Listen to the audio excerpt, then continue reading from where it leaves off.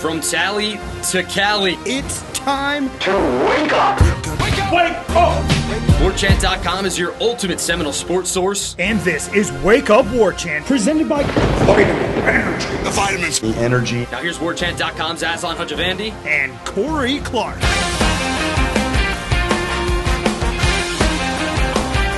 Wake up! It's Wake Up Warchant presented by Vitamin Energy. Coming up on today's show, pretty well-rounded. Proud of this one, everybody. The NFL draft is underway, but when it comes to homegrown wide receivers, we don't hear those names during the draft. What's that all about? What's the going rate for a top-tier quarterback, do we feel?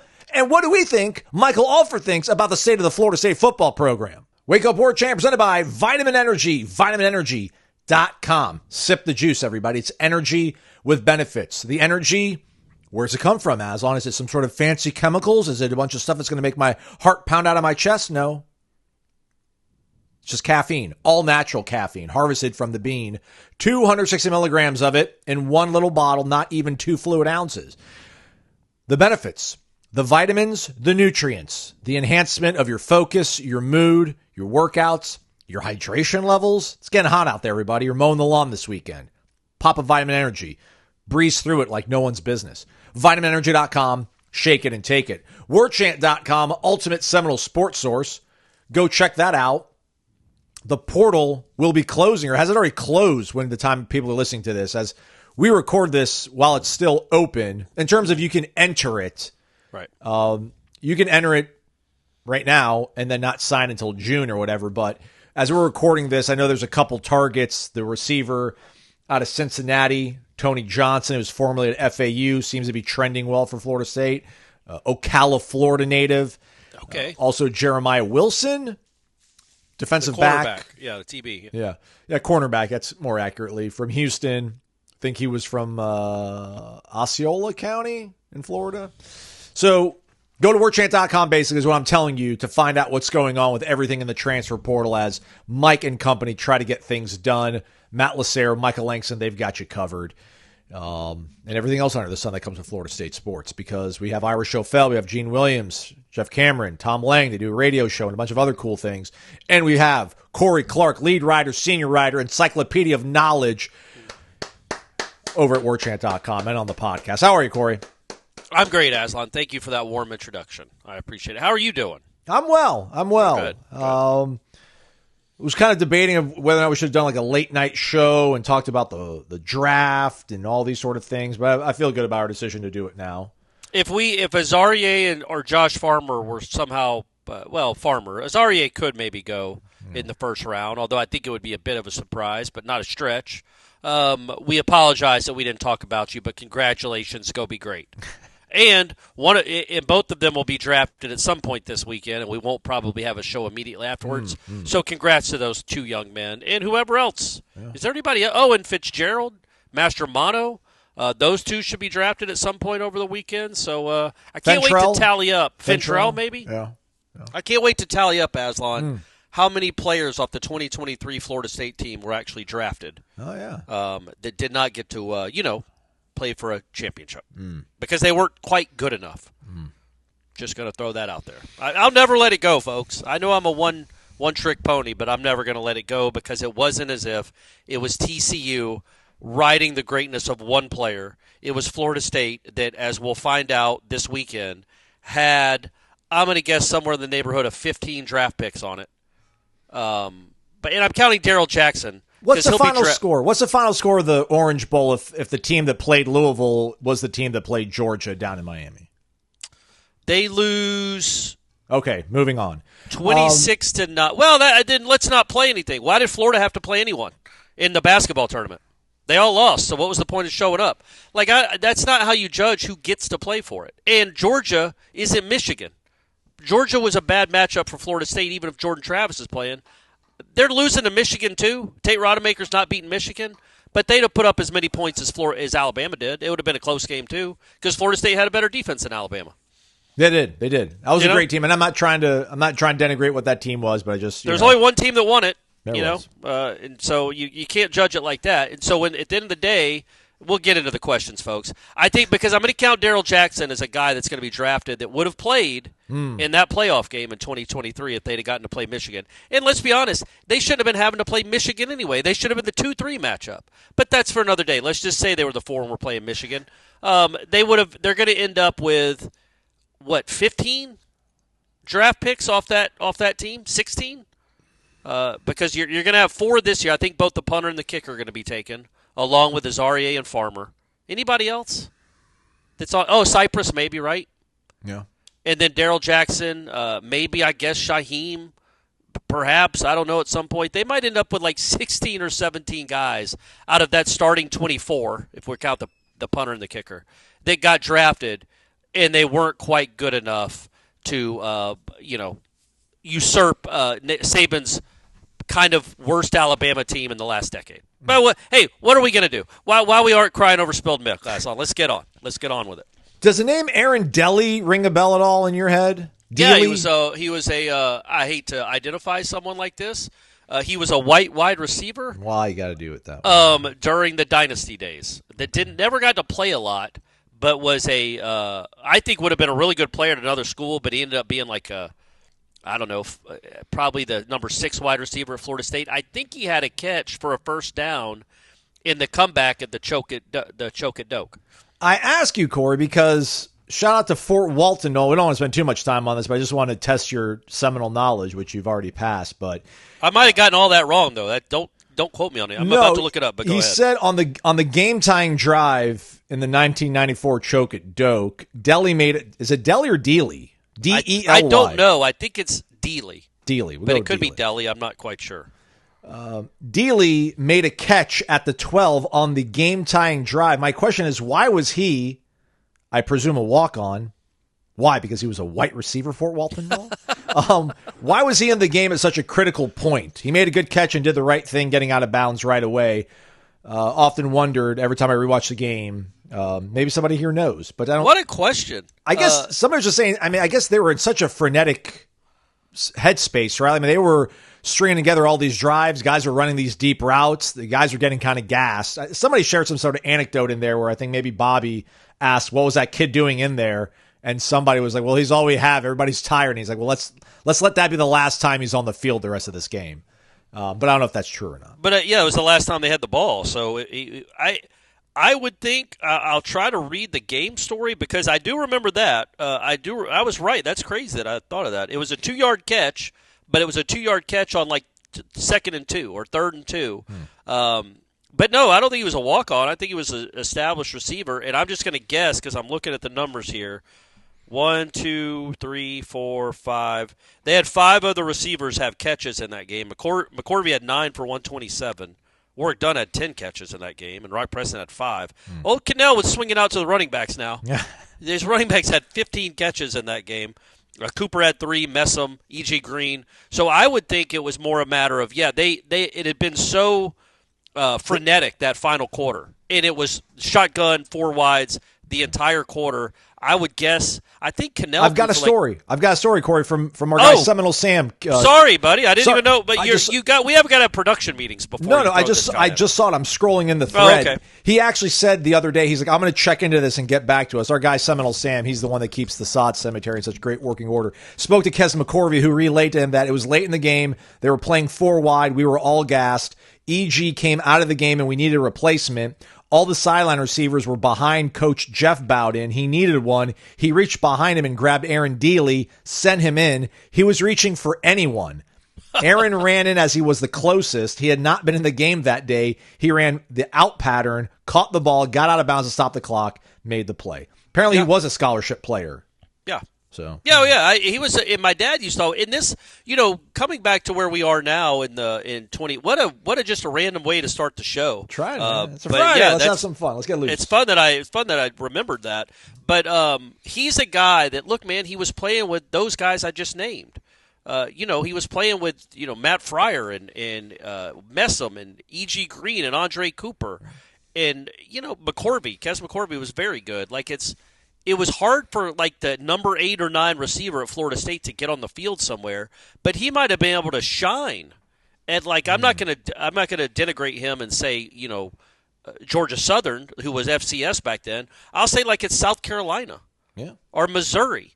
Like he could have been a number 1 or number 2 or number 2 or number 3 receiver probably at a bunch of schools across the country back then. Name an SEC school back then, right? Any SEC school. That's what I'm saying. Yeah, besides Florida, none of them had receivers. Yeah. So, but you'd have to sit out a year to transfer. And so he waited it out, and he obviously hung on and made a big catch in a big moment, but never really got to shine at the college level. That's what the portal has opened up, is for guys that aren't quite good as their teammates to get on the field. They like the kid at Stetson, Jordan Taylor. We didn't mention him, the baseball player, the outfielder. You remember him? He was the switch hitter that was here for a couple years. He was the kid that would like point the bat at the pitcher before he would start his windup and then come back. Anyway, switch hitter. He was here at Florida State last year and the year before, but never played because it was, Max Williams and James Tibbs and Jaime Ferrer, Diamez Ross. Well, he's at Stetson now as their number 5 hitter and sitting over 300 with 5 home runs. Nice. Like he got a better opportunity somewhere else, and that's really cool for him. It would have been cool for Aaron Dealey to maybe get an opportunity somewhere else, but then he wouldn't have had his moment, the choke at the doke. I don't want to steer you too far down the path, but receivers. There was a lot of good receivers back in the day on this roster. Yeah, sure. Unless Kentron goes and gets drafted, we're still in a bit of a drought. I know Keon went second round last year, but just looking at Florida State's needs right now in the portal, it seems to be kind of coalescing around them going after another wide receiver. And, we didn't talk a lot about it here in the last few weeks, but they did lose Destin Hill in the portal earlier in the cycle. So just a weird thing to be in this state with the amount of talent that's out here and not being able to produce another wide receiver. But you look at these guys, again, the young man that's from Tony Johnson. I mean, he's from Ocala. Maybe you kind of get a little too arrogant. You're like, whatever, we can only recruit so many guys. Let these guys from the state of Florida, let them leave. And if they're good, we'll be able to bring them back because they don't want to be at Cincinnati. They don't want to be at Houston. They want to play at Florida State. Look, it is a great mystery what has happened at 2 positions in particular, and we all know what they are, when it comes to Florida State's recruiting. And it's not just 1 or 2 guys, but 2 coaches, I mean. I looked up from Rashad Green to Keon Coleman. So from the 2015 draft to the 2024 draft, there was 1 Florida State wide receiver drafted in essentially a decade, and it was Auden Tate, and he was the 3rd to last pick of the draft in 2018. So I looked up just on a lark almost, like how many other schools had more than 1 guy drafted during that span, and it was 53. North Carolina had 7.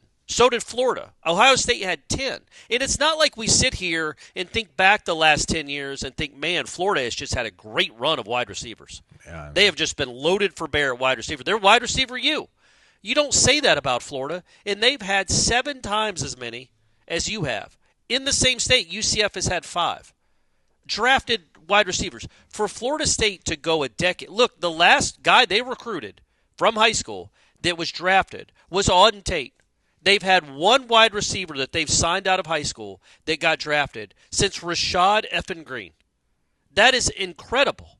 And the last recruited offensive lineman they had drafted that they recruited out of high school was Rick Leonard? No, because he was a defensive end. He was the last offensive lineman they had. Oh, Roderick Johnson. Yeah.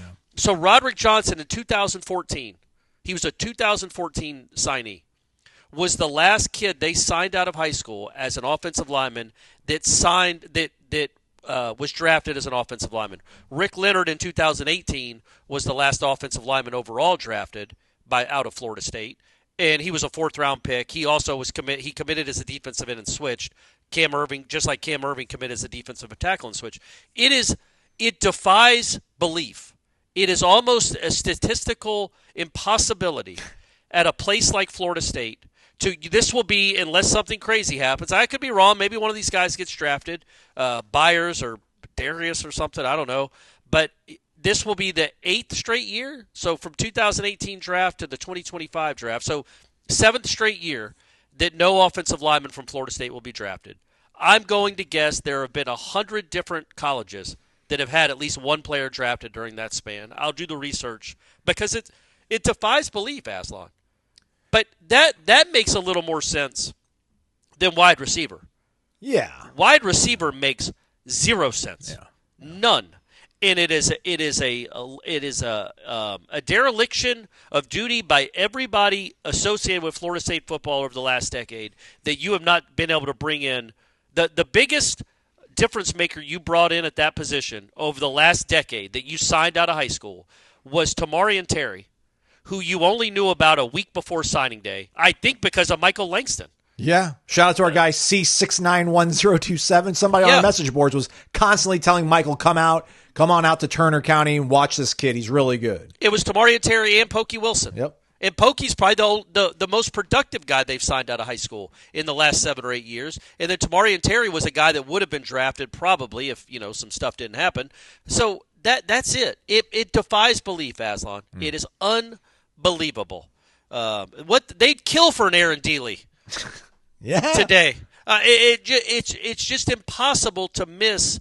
I mean, they must have signed in this span 30 wide receivers, and none have been good enough to be drafted. Meanwhile, Western Michigan's had 4 guys drafted. Incredible. So, anyway, but Keon, I guess we do count Keon and Johnny, even though they weren't signed here. But from Rashad Green to Keon Coleman, you had one wide receiver drafted during that whole span, and it was the third to last pick in the draft. He was also Mr. Irrelevant. A high school signee. Yeah. Yeah, I mean, I don't want to get too far down the weeds, but it's one of those things where, like, I don't think I would take Mario Cristobal over Mike Norvell, but at least with Mario Cristobal, I could say he's going to always have a above average offensive line. I just don't know what you can say about any of the positions on the offense with Mike. Like, don't think you're going to have an above average quarterback. I don't think you're going to have above average wide receivers out of high school. Although, again, you got to give him kind of credit for Johnny. Keon came here ready made, but they did unlock something out of Johnny. So I guess we hang on to that for sure. And they saw something in Trey Benson. And for sure, Trey Benson.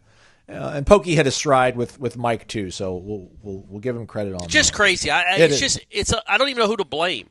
Do you blame Jimbo, Trickett? Not Herb Hand. He doesn't deserve any. Randy Clements, Alex Atkins, Greg Fry, Dugans, Dawsey. Like, who do you Taggart? Like, there's so many people to blame that you were basically have been over at 2 really important positions. One, especially a wide receiver, that you are flooded with talent in this state. And Alabama's had 5 guys from the state of Florida drafted in the first round that were wide receivers. You can't get one drafted at all. And it ain't like you're Rice or San Diego State, man. You're Florida effing State. Go get some wide receivers. Sorry. How's my volume? Am I good? Fantastic. Okay, fantastic. Great. I think you were a little too low yesterday. I apologize, everybody. That falls on me. Hey, let's go to basketball real quick, yeah? All right. Random_John, good morning, guys. So I've been looking over the basketball roster, and on paper, I got to say it looks better than last year's team. We've got guards who can shoot, some solid front court additions, and more athleticism across the board. But there's one thing we still don't have, a true center.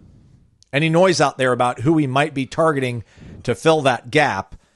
Also, I know it's way too early for predictions, but let's be honest, it's the offseason. What else are we going to do? Make a list of the top 40 players on the football team? Anyways. That'll be fun again. Oh, man. I found my preseason All-ACC ballot yesterday, Corey. Okay. I had Patrick Payton and Marvin Jones Jr. as first team. Had Maurice Smith as first team. Had Darius Washington as first team. That's all fair. Maybe not Marvin, but the other 3 are definitely understandable. Yeah. But I did have Cam Ward as preseason player of the year, quarterback of the year, and I had Amarian Hampton as one of the running backs, although Adam is the number 2 running back. But anyway. Behind Roydell? No, I forgot who I had. Phil Moff, I think, from Clemson. Oh, fair. All right. Anyways, Florida State went 17-15 last year with a less complete roster. With a stronger, more balanced team, what would you consider a realistic win total for next year? Maybe even give us your way too early top 5 players on the Hoops roster while you're at it. Anyways, love the show. Keep doing what you're doing. And as always, go Noles. True center, do those exist? Does that exist in Luke's world? Isn't that what Maluk is? That's true. Yeah. So I would push back on that a little bit. I think that kid I was so enamored with him when he played, which wasn't much because they had Ewan, but when Ewan was in foul trouble or whatever, he would play, and I was so enamored with how well he played defense. I think this kid could be like a defensive savant. I truly I'm bought in, because these centers are asked to do almost impossible things in Leonard's defense. I've gone over it a million times, but he essentially had to guard point guards. For every trip down court, he was having to guard a point guard or a wing, and he moves so well and is such a quick jumper and is long and athletic. I don't know. I mean, he's got a nice free throw form, so he might be able to be a sort of shooter at some point, but I think his defensive presence is going to be a real factor next season. I have no idea. He's the only, I mean, who could I speak intelligently on? Yeah. They're going to be a better shooting team just because numbers don't lie. And these guys that they brought in from other schools across the country have all been able to shoot threes at the college level. But and they don't just do it in the privacy of the basketball facility. They can actually do it with people watching. They've proven that. But other than that, I can't speak intelligently about what this team can be. I am excited about something different. I do think, is it Maira Luke? Is that how you say his name? Do you know? I don't have the pronunciation, but I think it's Alir. Am I transposing the letters? Transposing the letters? Yeah, okay. Yeah, it's ALIER MALUK. Alir Maluk. Maluk, not Maluk, Clark, Maluk. Anyway, so I think Maluk is going to be your starting center, and I think there's a chance he could be a really impact player on one side of the court anyway. I just think because I don't know how great defensively you're going to be. I don't know about any of these guys' backgrounds with defense. I do know you might have a guy near the rim that could affect a lot of things. Ewan was a lot of things on offense, was a negative player on defense. This is like the exact opposite. I don't know that Maluk is going to be any good on offense, although, again, I liked his free throw stroke. He didn't shoot a lot, and I don't even know what he shot, but it seemed like he had a decent touch. But he's going to be, I think, an impact player on that side of the court defensively. What do you think about what's a reasonable win total if this roster we think? I mean, listen 30. Nice. 30. What did Florida win in this year? 34, 33? So a little less than that. Look, man, I don't know. This could be a collection of talent that's coached really well and developed to where I don't want to put a cap on it, man, because I think realistic what did Wake win last year? I think you could be as good as Wake Forest was last year, and they probably won 21 or 22 games. You got to win the right ones to make sure you get in the tournament because Wake didn't. Yeah. But I think that, I think there's some addition by subtraction clearly that goes on, and they got a lot subtracted. But I think that they're going to be better defensively. They're obviously going to be a better shooting team. And I would think that they're going to be they could be in the neighborhood of 20 wins if things break a certain way. 11.5 over under conference wins Florida State. They went 8-12 last year. Under. Okay. Maluk shot 71% from the line. Okay. I know it was a limited sample size, but how many freshman centers do we see, especially at this school, that would come in and shoot like 31% or 44%? I mean, 71%, especially a guy that doesn't get to shoot a lot of them. 10 of 14. Yeah, but if the more you do it, probably more comfortable you get do it. Like 10 out of 14 is pretty impressive because he'd only got 14 times, So I think next year if he should shoot 100 free throws in games, and if he'll hit 80 of them, and there you go. Those are free points because Malik Ewan. I guess he never got any better shooting free throws, did he? Oh, by the way, signed with Arkansas, I think. He did. Yeah. That's correct.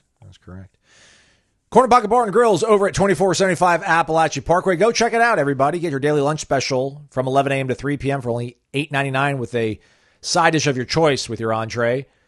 And then hang out all weekend long. NBA basketball going on. Playoffs.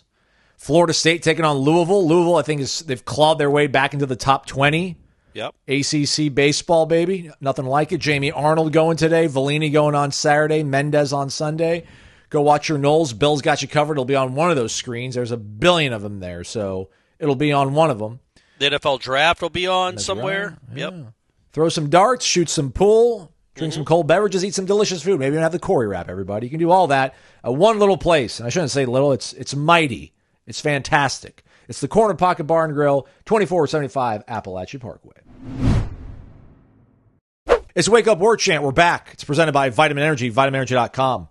During the commercial break, I found the pronunciation guide. So, Aleer, it's capital A-L-E-E-R. So, yeah, Aleer. Okay. And then it's M-A-Luke,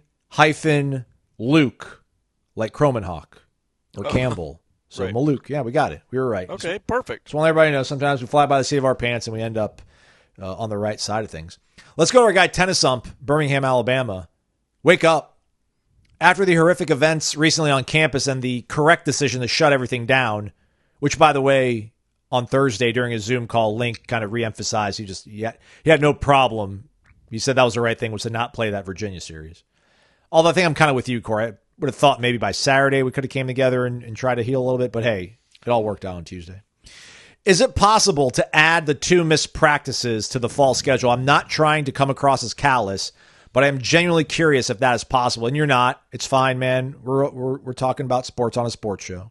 Thanks as always for all that you do. I'm hopeful we surprise a few people with how we look in the fall.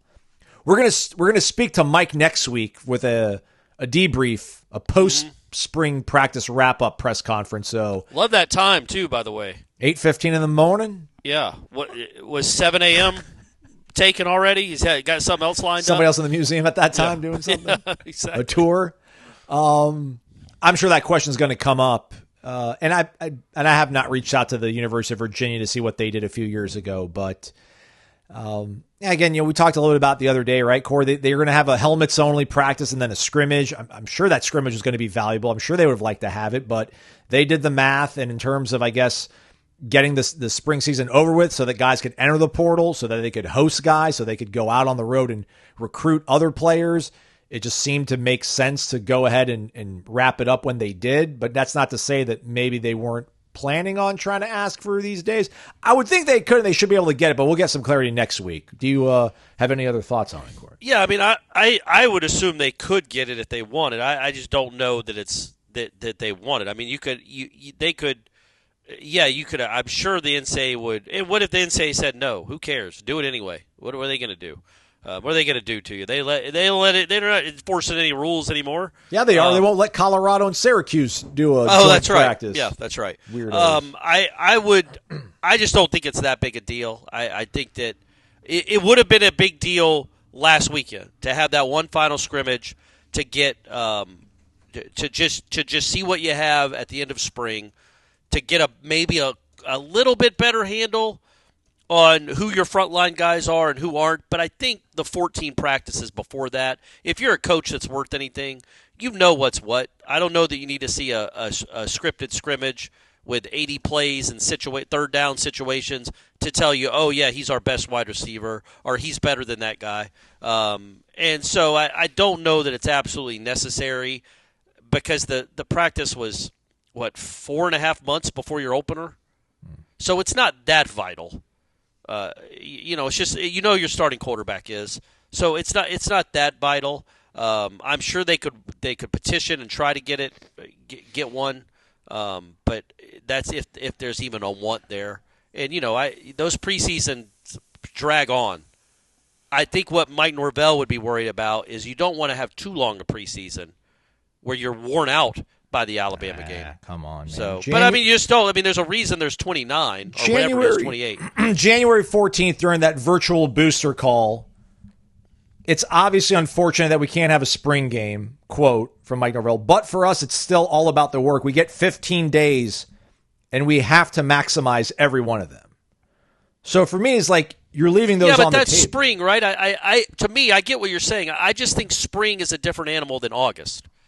That's all. Like, they're completely different. I know it's much of the same team. It's the same scheme. It's one more chance to install. But if the scrimmage was going to be anything like what we saw when we saw it, I mean, Castellanos was the quarterback for 20 plays, maybe.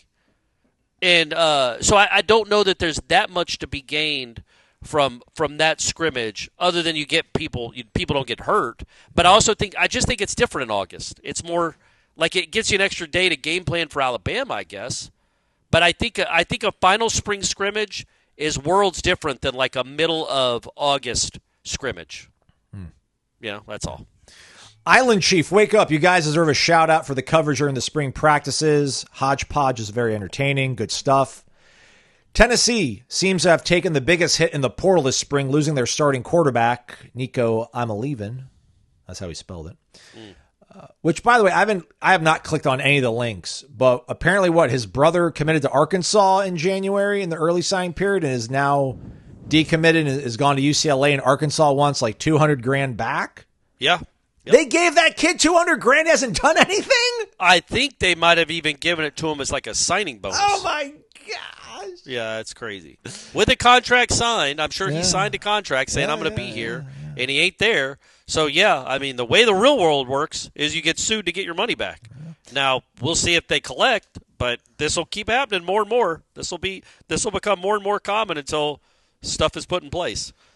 So I ask, what is the returning starting quarterback on an SEC team that made the playoffs, who was unchallenged in the spring for his job, worth per season? I was thinking about this with Quinn Ewers, who's maybe going to get drafted on Saturday. Yeah. And the amount of money he left on the table by leaving college. Because it's like, all right, if Nico Imimaliava, there I go showcasing and bragging.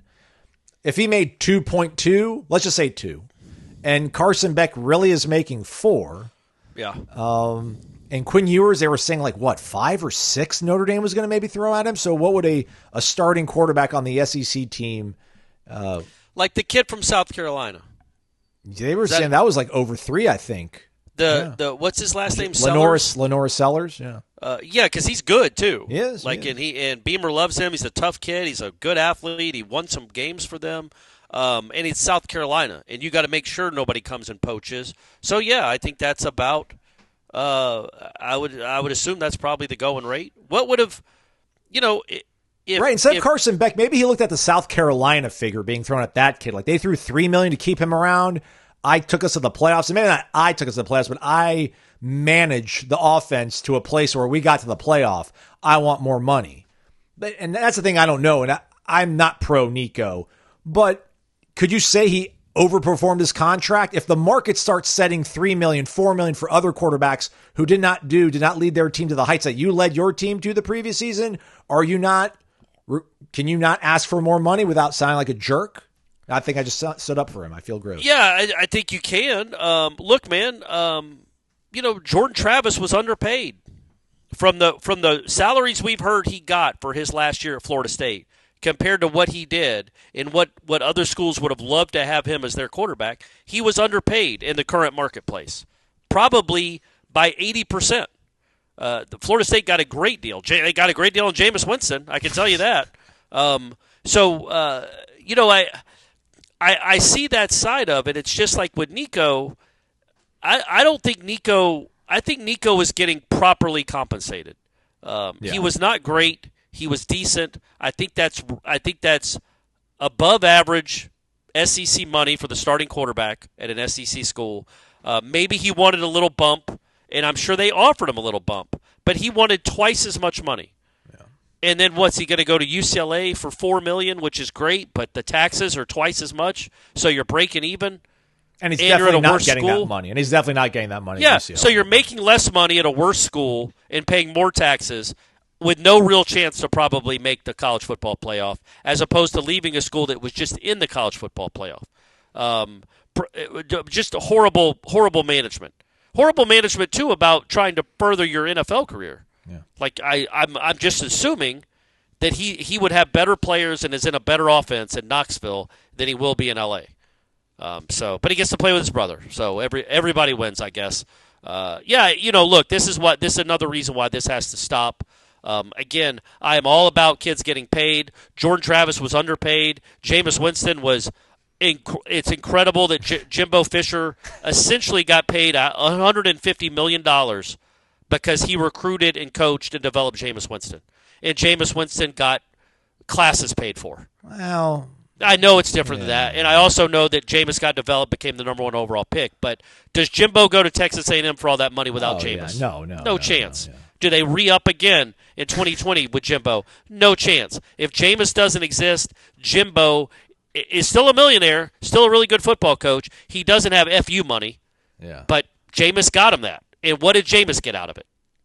Again, I know people can scream all they want about an education. Come on, man. That's great. I'm sure he got compensated. I'm sure he did too, but by the measure 1,000th of what Jimbo got for it. Oh, yeah, and probably not as much as Nico Imamaliava got to not even win a game. I was thinking about this the other day because somebody brought up the old logo. And remember when they unveiled the new Nike uniforms and the new Nike logo and everything? How can you forget? I remember where I was. Everybody remembers where they were, Corey. But Jameis was like the front man. Jameis was the guy they put in the uniform and had modeled the new uniforms and everything. Nike did. He did that for free. What would Nike have paid Jameis Winston? What was Jameis's going rate coming off the Heisman Trophy? In 2000, I mean, come on, man. He was one of the most famous football players on earth at that point, and Nike got a free, basically a free spokesman, a really famous one to be their marketing, to be part of their marketing campaign. So I'm all for the quarterbacks. I'm all for all the players that deserve it to get paid. Nico deserved to be paid. He was the starting quarterback. He led them to the playoff. I don't think he deserved a raise. Just like I don't think who's a quarterback that's decent that got it. Who did the Steelers make the playoffs this year? Did Russell Wilson deserve a raise just because they got to the playoff? Or I don't know. I can't. The kid. I was going to say the kid at Arizona State, but he probably does deserve a raise. Sam Levitt absolutely does, and he got one, I'm sure. Steelers didn't make the playoffs. They lost to the Ravens. So the Boise State quarterback. Did he deserve a raise? I don't know, but Genty did. Yeah. The point being, for so long, and I make this point all the time, for so long the only people that got rich off a college football player's success in name and likeness was the coaches and the administrators. Everybody but the player. It's cool now that they can make real money. I'm all for that. I hate the way it's been installed. I think it's an embarrassment. I think it's horrible for the sport. I think it's ludicrous for the sport. But I do like that these guys that might not ever have an NFL future, like you just said, Quinn Ewers. Man, he's marketable right now. He did lose money by going pro. He might not ever make what he would have made at Notre Dame. In his NFL career, he might not ever make that. But, he also got paid to play football and to be a good college football player. And so, anyway, I don't even know if I didn't answer $2 million is the floor for a quarterback in the SEC. In the SEC? Probably. For especially, I don't know what So Kentucky's paying their guy. Is Castellanos making $1 million? I would guess. Somewhere in that neighborhood. That's the going rate, man. It's the going rate. It's not your money. Hey, we don't look at other people's wallets, right? That's why we're not. You don't want to know what I'm making. I can tell you that much. You would quit tomorrow if you knew what I was. If you knew what Gene was dumb enough to pay me. Oh, Sam E. Noel. What's up, guys? Last week, news broke that a federal judge was set to rule on whether the NCAA can enforce their 4-5-year eligibility limit. If the judge rules that they cannot, players will seemingly have no limits as to how long they can stay in college and play sports. For funsies, let's say that happens and everybody that's not currently playing pro ball, NFL, NBA, MLB is suddenly eligible again. Who are some of the first calls you would make to former players that you'd want to try and bring back to Florida State? I think my first call, Sam Enol says, would be to Kalen DeLoach if he hasn't landed a full-time NFL job by then. Who are some other guys you would try to bring back if that's an option? There's got to be some arms. Is Jordan even going to play anymore? I mean, can he even play football? I'm sure he can. He can think and throw, and I'm sure he can move. He's still an athlete. I'd be looking at guys that left pitchers that did not, that flamed out like at the AA level, because we could probably get 2-3 innings out of them as mid relievers, right? So that's what I would look at first off. But for football, DeLoach isn't a bad one. I can't think of anybody else that I don't know. Can Dimitri Emanuel hang up his whistle and put the pads back on? Probably. I don't know. He wasn't great his last year either. He was good, though. He was good in 2022. He was a good player. That's not a bad one. Get Dylan Gibbons back? Let's get the band back Gibbons together? is the answer. Gibbons is the answer. Okay. Because he was the last good lineman they had. He didn't get drafted. I know he was banged up. But that guy was a kind of an offense changer when he came in and started mauling people, and they would run the counter with him. Kind of just changed the whole complexion of that offensive line, I thought. And, I think he'd be very much welcome back. What about DeAndre Francois? Oh, if we're going old school, Healthy. Tamarick Vanover from back in the day. Well, I guess he's. I guess Tamarick Vanover's probably 50-something years old now. Tamorian Terry might be one that you'd want. Yeah. Well, I'm trying to think of any quarterbacks here in recent memory. That would be, not upgrade over Tom. I think you're fine with Tom. If you didn't have, thinking about 2024, if they would have had DeAndre Francois in his current incarnation, not like what he was in 2016, but whatever 27-year-old, 28-year-old DeAndre Francois, 3 years removed off of a knee injury, could he end up like playing quarterback at the Division I level better than what you had last year? I know he was I don't know if this was a real thought exercise or just him kind of trying to have a fun question.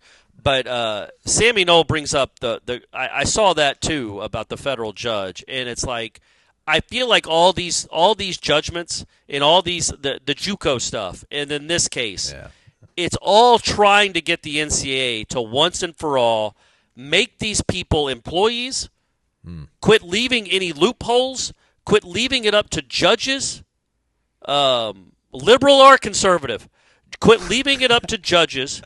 And get activist judges. Yeah, you could get some real rules in place for your stupid sport. Because imagine, I say imagine it. Miami had a tight end this year that was on its 9th season of college football. And it was celebrated as if we were all supposed to be happy for the kid and not embarrassed by the sport, which it was. It's an absolute embarrassment that Fill a kid out a W-2 and a job application already, kid. Yeah, for real, man. Get over yourself. 9th year of college football is ridiculous. And then there'd be no end in sight. Yeah, they just get their doctorate and play football. They become a professor. They get tenure, and they're still allowed to play baseball or basketball. They're 46 years old and playing basketball for the I'm sure like Tony Jeremy Douglas. Kerr. Like Jeremy Kerr would still be. He'd be his 9th year.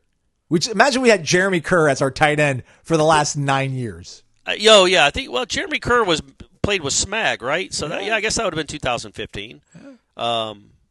Mario Pinder's another one that I always would have wondered what would have happened to him if he didn't sprain his ankle. Because Lord knows Jimbo loved him. Yeah. He played him over Dalvin for half a season, so he really liked him. And then he sprained his ankle, and that was that. But sorry to interrupt you. You were saying something about Tony Douglas?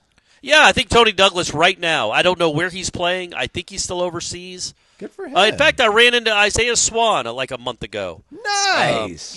Really nice guy. And he told me, and I was telling Stephanie about the dunk he had in that NIT. I think it was an NIT game. It might have been a preseason game, but just a crazy. Because you look at Isaiah Swan when you stand next to him, and he is a normal-looking human being. And he was also a shooter. But then he was such a ridiculous athlete that he has one of the all-time best dunks in Florida State history. And he's like, I don't know, man, 6'2". He's not like a huge dude. It's just like these guys are such athletic marvels. But anyway, I think he told me that Tony was still playing basketball. I just pulled it up. That was from like the key, from like the block. It's crazy, right? Dudes. Yeah, it's insane. Tony Douglas he was is like in a Portugal, shooter. by the way. Tony's in Portugal? Yeah.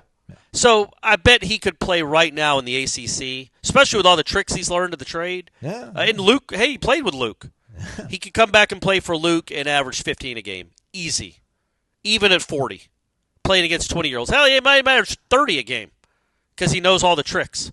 That guy was just a natural-born scorer. And I would take Tony Douglas back. Okay. They played South Alabama, if that makes it in that dunk. I'm trying to see when that game actually was played. Let's see what our history was. 2012, no. This is terrible. You're killing us. I know. So they played in November of 2011 and November of 2012.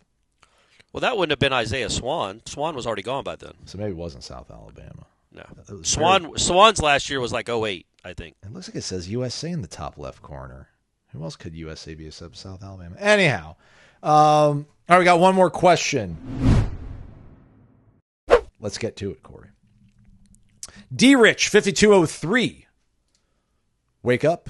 Good morning. Longtime listener here from back in the Ryan Kelly days. No shade to Ryan, but you guys have grown the show and made it thoroughly enjoyable and part of my daily routine for years now. Much appreciated. I don't ask many questions or post much, but here's one that I'm going to generate. Nice. Keep at it. Maybe next week. Yeah, D-Rich. maybe next week. Maybe next week. We all have heard and know that Mike Norvell's on the hot seat coming off the 2-10 debacle. Or is he? Lukewarm seat. Yeah. Sam Pittman's on the hot seat, right? Yes. Like at Arkansas. I'm trying to think who else is like on the hot seat. Obviously, it's inexcusable, and we should wake up. Who's on a hotter seat, Norvell or Cristobal? Oh, Mike Norvell. If they both go 8-4 this year or 7-5, who's on the hot seat more?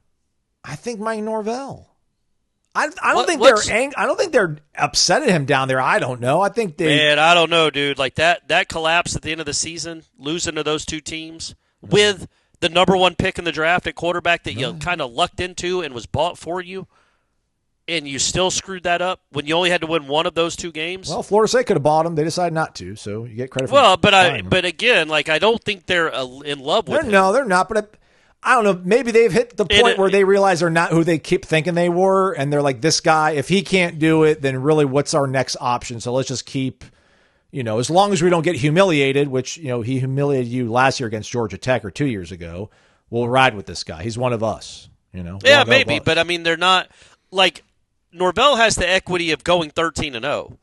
He also lost a lot of that by the disaster of last year, but he's proven he can go 13-0 at Florida State at least and win an ACC championship. Cristobal's not even gotten there, even with the best player in the country at quarterback, or one of the best players in the country at quarterback. I don't know. I just think that it's interesting to think like I would think Cristobal's seat would be very, very warm if they go 7-5, and he got a $4 million quarterback and went 7-5 again, and didn't accomplish anything of note again. Anyway, go ahead. Yeah, I know. I guess 8-4, 7-5. They're still bad. You're right. You're probably right. I don't know. I still think Norvell. I don't think either one would get fired for 8-4. Neither of them are sleeping well. Both fan bases would be not ecstatic about it. Yeah. We've all heard and know that Mike is on. Yeah, I said that part. We should wake up at a bare minimum of 6-6 at Florida State. Has there been any talk or rumbling from Mike Alford regarding last season? What he thinks caused it, factors that played into it. Has he spoken of the implications of this season, expectations for this season, his stance on Mike Norvell? Is it possible that the administration takes the snub into consideration more than the fans do? Is that even possible, Aslan asks. Or do you feel they are taking the wait-and-see approach, and if the season is average, he is then a dead man walking? I don't think really no one has been able to. We haven't had like a arena to really ask Michael Alford about that. Everything that we've kind of bumped into him out has been uplifting. It's like, the stadium tour and things of that nature. So it would be interesting. Maybe in some point this summer when we have a little bit of downtime, maybe we can make a call up to I want to call Westcott, but up the chain at Moore. Maybe we can sit down with him. One of us, like you or Ira, not me, but. And maybe ask him some of these questions and see what he would. I don't think he's going to give any kind of. He's going to give you a political answer that's going to make anybody in Washington D.C. blush, but it probably is worth asking because we really don't have any. Probably need to at least get that guy on record saying something about how he views this football program and the trajectory of it. I would guess. I would say this, and that's true. I would say it doesn't matter what he says right now. What does he say in November? If they're 5-6 going into the Florida game. He'll be having to answer a lot of questions about it if he's even available.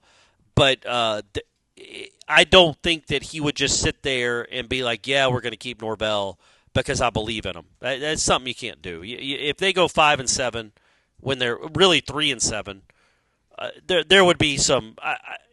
It wouldn't matter what he. My point is, it wouldn't matter what he said in April. Because when he's talking to us in April of 2025, he's assuming they're going to have a good season.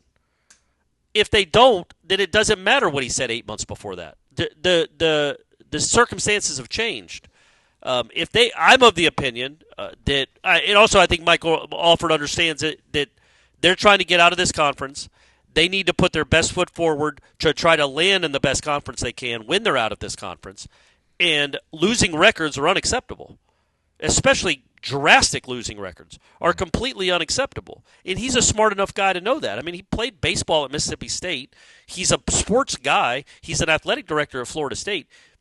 There's no way to me he sits idly by and lets mediocrity just reign. 1 year can be an anomaly. If Norvell follows up 2-10 with 5-7, or an ugly 6-6, yeah, man, I would have no issue with it. Number one, but I would also not be surprised in any way if he makes a change. Not saying that's the right thing to do. We talked about it last show, like the implications financially. But don't you think that, like, to answer the question, I don't think it matters what he says right now, because the circumstances will change drastically from now till then. Norvell might win the AP Coach of the Year again. Yeah. We literally have no idea what we're in store for. Just like we didn't before 2022, and just like we did before 2024. The only season of Norvell's tenure that we really feel like we had a good handle on going in and it played out the right way was 23. But even then, I didn't expect them to go undefeated. I thought they'd be a really good team, a top 10 team. I didn't expect them to go undefeated. So we thought they were a playoff team, though. I mean, maybe not undefeated. Yeah, right. But no, it's not like. But other than that, like 2-10 was wildly off. I didn't think they were a 10-3 team in 2022. I thought they made drastic improvement in 2021, because if you'd asked me in late September of 2021, I thought they were going to go 1-11. And they ended up being, essentially a Jordan Travis injury in the swamp away from getting to a bowl that year. So it doesn't. The point is, it doesn't matter. But Alford will not sit by. He clearly understands the situation and knows how vital it is, which is why the coordinators that are here are here. He knows how vital it is that football is good. Yeah. And if football is not good in 2025, it is bad again. Not just not good, but bad. Like 4-8, 5-7, bad. I can't fathom a scenario where, unless there's just a rash of injuries or some crazy explanation, that Mike Norvell would survive that. Nor should he. Here's my thing. If you're Michael Alford, like, what were your options? Right, like when you're talking to Mike in late October, when it's apparent this thing is not going the right way, and then, like Notre Dame, like around the Notre Dame game, even around then, yeah, that's like November at that point. I mean, like, really, what were your options? I mean, I don't know.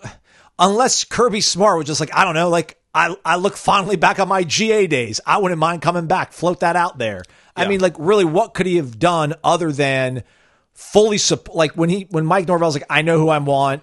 I talked to Gus. He's in. I like this guy from Nebraska. Everywhere he's been, he's turned them around. This is what it's going to cost to get those guys in here. What do you think? I can't imagine, like, Michael Alford be like, no, you'll make the bed you laid, and like, we don't have the money to go make all these hires, and like, or I don't think you're it, Mike Norvell. I'm going to go. There's no way he could say that to Mike Norvell. I just wonder, like, he had no other options, but what they did, sitting here now talking about it, and we don't have the hindsight of what it's going to be in November of this year, but looking at it now, like, yeah, I mean, you went and got a proven offensive coordinator like Gus.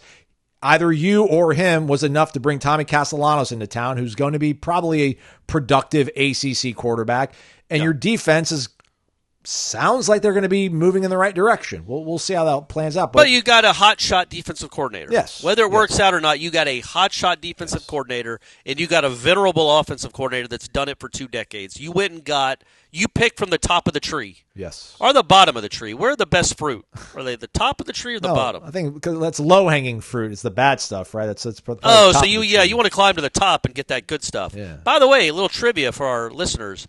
Pineapples don't grow on trees. Did you know that? Huh. They grow out of the ground because I was on I guess coconuts grow on trees, but when I went on my honeymoon with Shanna, longtime listener, the first honeymoon I went on, we did a horse. We got on horses, like a horseback ride through pineapple fields. Nice. And I'm like, oh, this will be cool. We'll be around a bunch of pineapple trees. And no, they were all on the ground. We were like stepping over them. The name of my horse was Lonnie Anderson, by the way, and hers was Tiger Woods. And I think they were both 100 years old. I think my horse was actually older than the real Lonnie Anderson. That thing did not want to be doing that, and it was barely moving. That was actually scary because I thought he was just going to keel over. But anyway, that's a great memory. But so yeah, and I would say this too when it comes to Alford. Like, there's no way that nobody thinks that Mike Norvell just decided after the Notre Dame game, Fuller's got to go. Atkins has got to go. No. That was an edict. And I don't know. I don't. This is just me speculating, but I think it's a hypothesis. It's a pretty educated guess that his bosses told him, Well, this can't keep up, man. So either you fire these two guys immediately now and we announce to our fan base that we're resetting, or all of y'all are going at the end of the year. So that's those are the two choices you have. And obviously Norvell was like, yeah, sure, well, we'll do that. I'll get rid of those guys. I think that could have been presented that way, but that was absolutely because they knew they had to be much, much better. This was a disaster. It was unconscionable. It was unexplainable. And so to ask Alford what he thinks happened, I haven't asked that, not even off the record. I don't know what his take is on it, but I do know he's not going to stand for anything close to that again. And people can look at like basketball and say, well, he stood by Leonard for 4 years. Well, those are completely different examples. Leonard was playing out of contract, coaching out of contract. He didn't re-up him. He let him coach out his last year. It didn't go well. The last 4 years were not great. But it was also basketball. It's not nearly as important as football. And he also, I don't think it was Leonard's choice to be like, I'm leaving. Like he was kind of told, hey, man. So especially after that meltdown at wherever that Boston College maybe. It's like this is the end of it. That's the end. We're announcing now, and that happened. He also fired Mike Martin Jr. after 2 years. A year and a half. I don't remember. Was it a year and a half, right, essentially? Maybe 2.5. I forget about COVID. His first year was COVID, then he got fired after the 22 season. So he got a year 2 left full on his seasons. contract. But he signed a 3-year deal. Don't do a 3-year deal, kids. 4-year deal. Right. But, I mean, they would have paid it off to get Link. So Alford's not afraid to make moves. He got rid of two coordinators that cost a lot of money. He basically told a longtime head basketball coach, appreciate everything, but it's the end. And he did the same thing with a baseball coach whose last name was Martin. So he's not afraid. He's not afraid of making tough decisions. If Norvell, whether he knows the reasons or not, he gave Norvell everything he could possibly need to at least get back on his feet in 2025. If it does not happen, and I mean good, like on your feet, not just stumbling around to 6-6, but on your feet, running, at least jogging. Is 8-4 on your feet at Florida State? Yeah. After 2-10, a 6-win improvement, you'll take it. 7-5, especially how it goes, there's some conversations to be had. But I think there's some nuance there with that. If it's 5-7 or 6-6, I don't think there's any nuance. I think Norvell isn't the guy.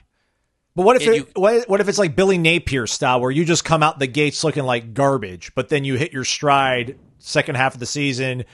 NCAA approves hardship for Tommy Castellanos to come back for 2026, and you're like, well, hey, we've got something figured out here. I mean, listen, would it even be a hardship? I think Castellanos is just a junior on eligibility, right? Well, after he played so his 1 year at UCF, he played in like the conference championship game, which it counted against his eligibility because it ended up being like, I think maybe the 5th game he had been in or whatever. Oh, okay, I got you. But since then they've said that postseason games, conference championships and bowl games don't count against your 4-game eligibility thing for this. So he should retroactively be able to do that, but I guess it officially hasn't been, laid out bare or whatever. But I'm just, again, we thought Billy Napier looked at that schedule. He's not making it through the year. They lose to Miami the way they did. Yeah. And you're like, yeah, man, he's done. But then he turns it on. They look good. And then they look at the math of it all and, if this is how much it's going to cost to get rid of him, why not just keep him around and we can get some extra money and build around this Lagway guy? And so it's really tough to say. And we'll see, because 8-4 you can start off 2-2, right? Like you lose to Virginia. You could. It's not impossible for you to walk into Virginia and lose on a Friday night. You're 2-2 and everybody's like, this guy's the worst. But then you beat Miami. And you're like, all right, well, and then you beat NC State and you beat Clemson. You pull off some upset. And you're like, well, and then you go in the swamp and you beat the Gators. And it's like, well, shoot.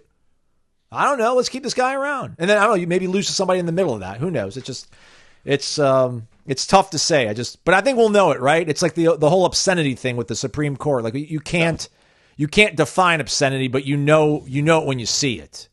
Well, I think we'll know if they're on their feet or not. And also, it's such a unique perspective for whether the 49ers fire their coach or whether it's a better example. They shouldn't. Do not fire Kyle Shanahan. Whether the Houston Texans fire their coach or not, and he's good too. Yeah, but if they fired him, or if the Colts fired their coach, the fans don't really care. Like they don't have to pay for the roster of that coach. So it doesn't really matter if the fans believe in your head coach or not. If you put together a good team and you believe in him and he's a good coach, then the fans will take care of themselves. They'll start showing up again, and they'll be all on board if this is the right guy. The difference with this is if Norvell goes 6-6 and the fans are all out, good luck raising money if you keep him. Like, the only way he can get out of it is to get really good players.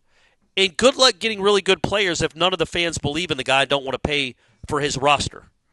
You know what I mean? Yeah. That's something that's something no other major sport has to deal with. Only college sports, really only college basketball and college football, and really only college football has to go like this. We're like, yeah, man, I want to give you a $1.5 million check, but why would I give it to Norvell if he's just going to waste it?